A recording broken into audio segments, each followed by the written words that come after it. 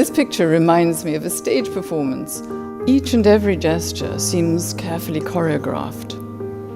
I noticed the man with the horn because it reminds me of my granddad's horn that I could never play. The women on the left remind me of girls in a nightclub, like when they're dancing around their bags. I think there are a lot of unanswered questions. Who is this lady behind the pillar? What is that thing down there? I like the contrast between the chubby, laughing babies and the grisly, decapitated head. I've really noticed the expressions on their faces, and it makes me wonder just what exactly is going on. I really love all the bright colours. They kind of make my eye move around the painting. It's really nice to kind of step back and just take notice of the painting as a whole.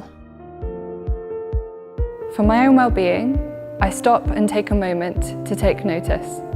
You can too by experiencing new surroundings and allowing it to surprise you.